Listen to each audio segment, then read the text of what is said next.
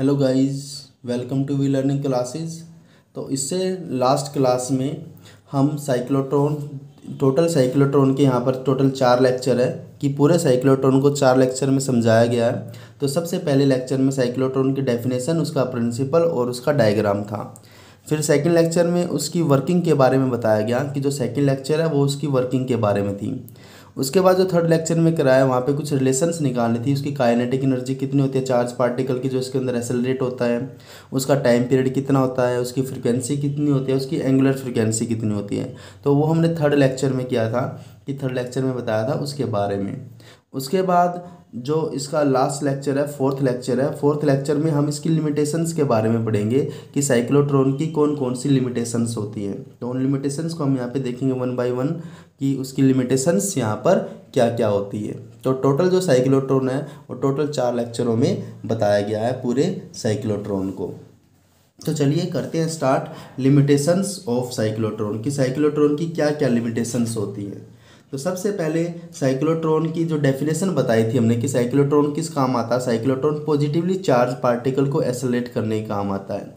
और positively charge particle कौन कौन से बताए थे? Proton, deuteron, alpha particles. तो ये क्या थे? पॉजिटिवली चार्ज पार्टिकल थे। इनको एक्सेलरेट करता है क्योंकि उसके अंदर 2 डीज प्रेजेंट होते हैं, D1 D2, जिन पे पोलैरिटी चेंज होती रहती है। अब पोलैरिटी चेंज होगी तो वहाँ पे चार्ज पार्टिकल पे चार्ज होना जरूरी है ताकि उनके बीच में अट्रैक्शन और रिपल्सन बन सके। तो यहाँ पे सबसे पहले जो लिमिटेशन है चार्ज की, साइक्लोट्रॉन की जो लिमिटेशन था, अनचार्ज पार्टिकल्स मतलब neutrons can not be accelerated by cyclotron.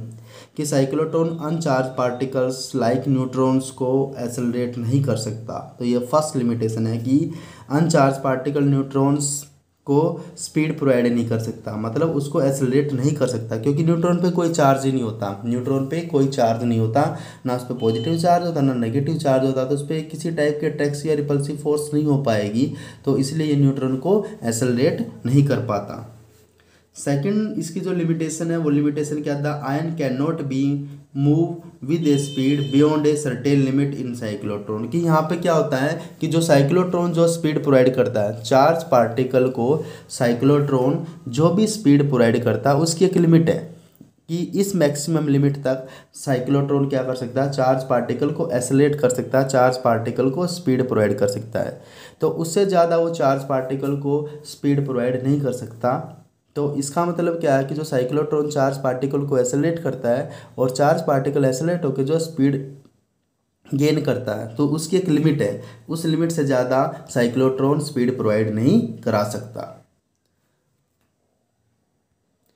उसके बाद साइक्लोट्रॉन की जो थर्ड लिमिटेशन है, थर्ड लिमिटेशन क्या है कि electrons can not be accelerated by cyclotron. की इलेक्ट्रॉन्स को एक्सेलरेट नहीं किया जा सकता बाय साइक्लोट्रॉन। की साइक्लोट्रॉन से इलेक्ट्रॉन्स को एक्सेलरेट नहीं कर सकते because mass of electron is small. क्योंकि इलेक्ट्रॉन का जो मास होता है वो बिल्कुल स्मॉल होता है। इलेक्ट्रॉन का मास क्या होता है? बिल्कुल स्मॉल होता है। एंड इसका मतलब क्या? जब इसका मास स्मॉल होगा, इसका मास क्या यहाँ पर अगर स्मॉल है तो इसको अगर स्मॉल इंक्रीज इन एनर्जी, अगर हम थोड़ी सी भी एनर्जी देते हैं इलेक्ट्रॉन को, small increase in energy of electron, अगर हम इलेक्ट्रॉन की थोड़ी सी भी एनर्जी को अगर इंक्रीज कर देते हैं तो क्या करेगा वो? Makes the electron move with high speed. तो इलेक्ट्रॉन्स को क्या करेगा? हाई स्पीड के साथ मूव कराना शुरू कर देगा। अब जब हाई स्पीड के साथ मूव करेगा सो electron go quickly out of step. तो इलेक्ट्रॉन क्या हो जाएगा?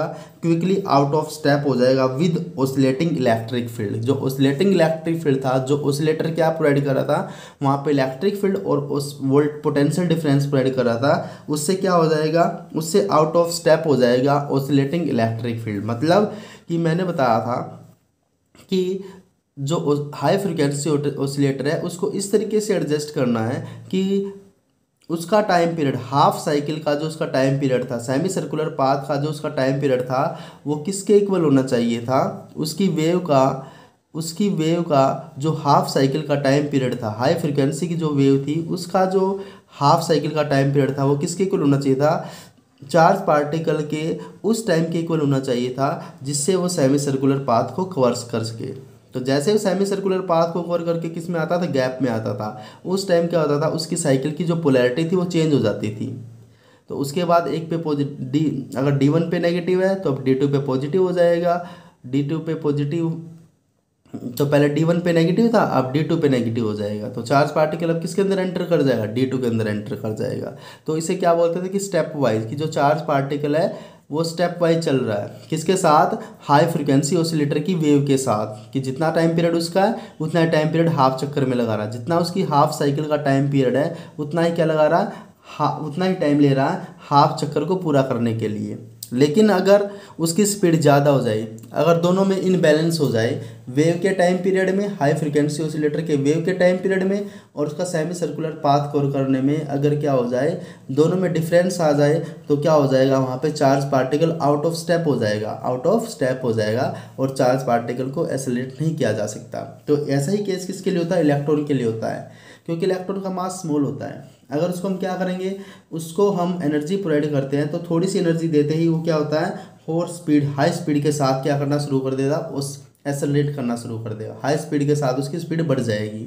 तो क्या होगा, साइकिल की पोलैरिटी चेंज होने से पहले ही वो कहाँ पे चल जाने की कोशिश करेगा, गैप में जाने की कोशिश करेगा, कि साइकिल कंप्लीट होने से पहले ही, जो टाइम पीरियड था उसका कंप्लीट होने से पहले क्या हो जाएगा, गैप में चले जाएगा और क्या हो जाएगा, आउट ऑफ स्टेप हो जाएगा। और चार्ज पार्टिकल यहाँ पे इलेक्ट्रॉन को एक्सेलरेट करना क्या हो जाएगा, इम्पॉसिबल हो जाएगा। तो यहाँ पर इलेक्ट्रॉन्स को एक्सेलरेट नहीं किया जा सकता with the help of cyclotron. तो ये क्या थी, यहाँ पर लिमिटेशंस थी किसकी, साइक्लोट्रॉन्स की। तो यहाँ पे साइक्लोट्रॉन्स को 4 टॉपिक्स में पूरा किया, 4 लेक्चर्स में पूरा किया गया है। तो अगर आपको साइक्लोट्रॉन समझना तो उसके लिए आपको 4 लेक्चर देखने पड़ेंगे। तो ये था कंप्लीट टॉपिक ऑफ साइक्लोट्रॉन। मिलते हैं स्टूडेंट्स नेक्स्ट वीडियो में, तब तक बने रहिए with V learning classes. Thank you.